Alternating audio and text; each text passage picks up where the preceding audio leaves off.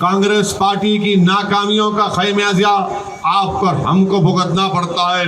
अगर कांग्रेस पार्टी अच्छी होती तो इस देश में बीजेपी कामयाब नहीं होती, मगर कांग्रेस पार्टी की ही वजह से आज पूरे मुल्क में एक नफरत का माहौल पैदा हो चुका है।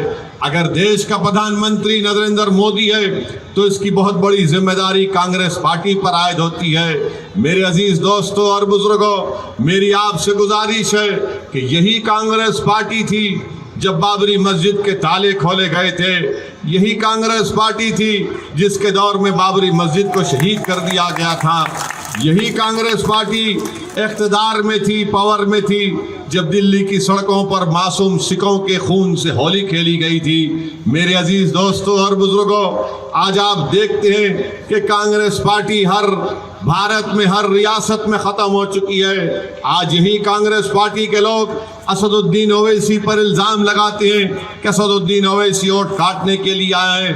मैं हमारे गयूर भाइयों से कहना चाहूँगा, हमारी इज़्ज़तदार माँ और बहनों से कहना चाहूँगा, यही कांग्रेस पार्टी महाराष्ट्र में शिवसेना जैसी फिरका परस्त पार्टी को सपोर्ट करके वहाँ पर उद्धव ठाकरे को अपना चीफ मिनिस्टर बनाती है। यही कांग्रेस पार्टी जिसकी सपोर्ट कर रही है महाराष्ट्र में, वो शिवसेना का उद्धव ठाकरे असेंबली में खड़े होकर कहता है कि हमको फख्र है कि हमने बाबरी मस्जिद को शहीद किया। मेरी इज़्ज़तदार माँ और बहनों, मेरे अजीज दोस्तों और बुजुर्गों, यकीनन मुल्क में हमको बीजेपी के बढ़ते हुए कदमों को रोकना है, बीजेपी को शिकस्त देना है, क्योंकि जब से नरेंद्र मोदी देश के प्रधानमंत्री बने हैं, देश का तो काम नहीं कर सकते, मगर वो हमेशा इस बात की कोशिश कर रहे हैं कि इस देश की जो खूबसूरती है, भाईचारगी है, मोहब्बत है, इसका डाइवर्सिटी है, इसको हमेशा के लिए कमज़ोर करके रख देना।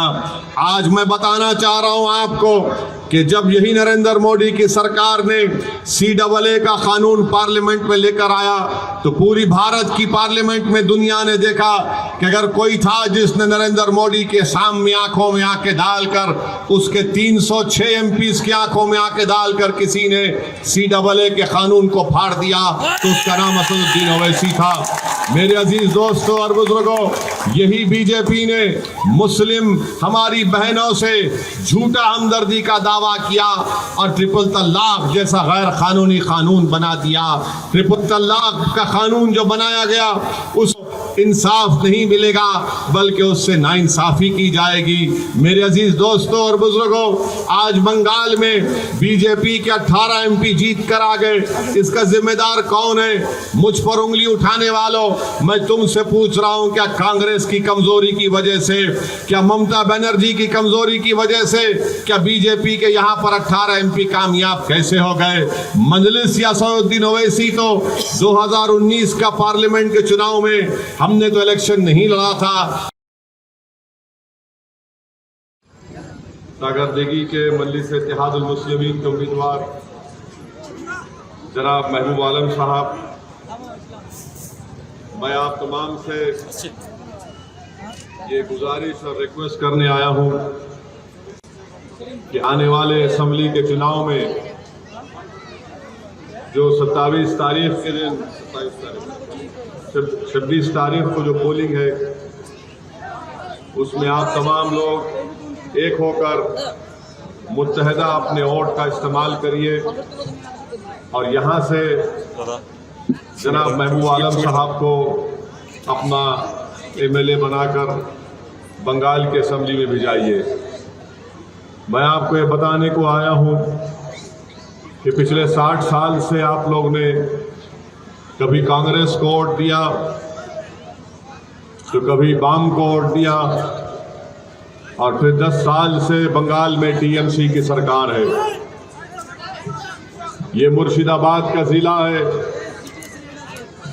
और यहाँ पर आप देखते हैं कि बरसों से आपने कांग्रेस को वोट देकर यहाँ पर कामयाब किया।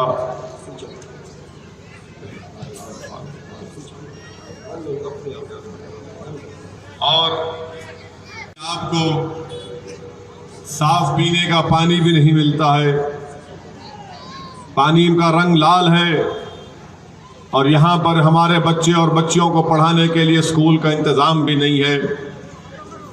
कांग्रेस को कई मर्तबा यहाँ पर आपने यहाँ का एमएलए बनाया, मगर आज आप देखते हैं कि मुर्शिदाबाद ज़िले में एक भी यूनिवर्सिटी नहीं है जहाँ पर हमारे बच्चे और बच्चियाँ आला तालीम को हासिल कर सकें। मुर्शिदाबाद ज़िले में सागरदिघी में हमारी माँ और बहनें एक बहुत बड़ा तबका बीड़ी को रोल करता है, बीड़ी बनाता है।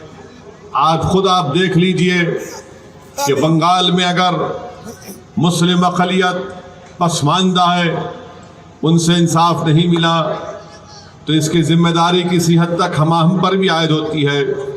मेरी आपसे गुजारिश है, ख़ास तौर से हमारी माँ और बहनों से, कि 26 तारीख को आप अपनी जमात मजलिस इत्तेहादुल मुस्लिमीन के हक़ में अपना वोट देकर महबूब आलम को कामयाब करिए।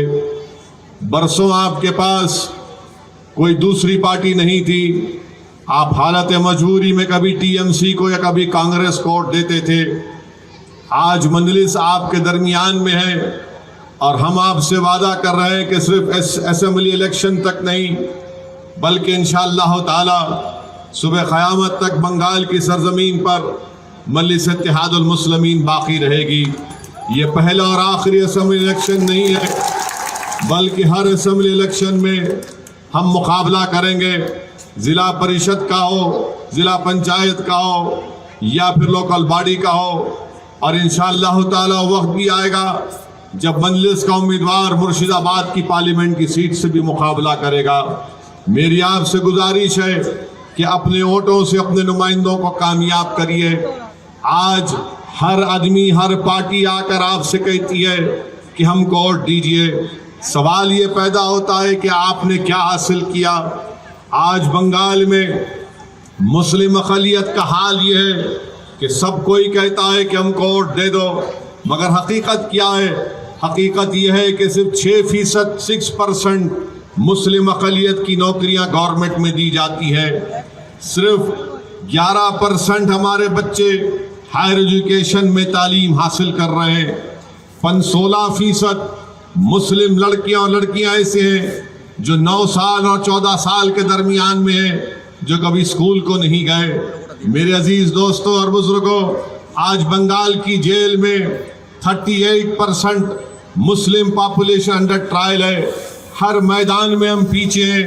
मेरी आपसे एक ही गुजारिश है कि ये नाइंसाफ़ी का अगर खात्मा करना है तो हमको आपको मिलकर अपनी पार्टी जिसका इम्तियाजी निशान पतंग है, पतंग के निशान पर वोट देकर कामयाब करिए। ये कांग्रेस पार्टी की ही वजह से, कांग्रेस पार्टी की कमज़ोरी ही की वजह से आज नरेंद्र मोदी भारत के वज़ीर आज़म है।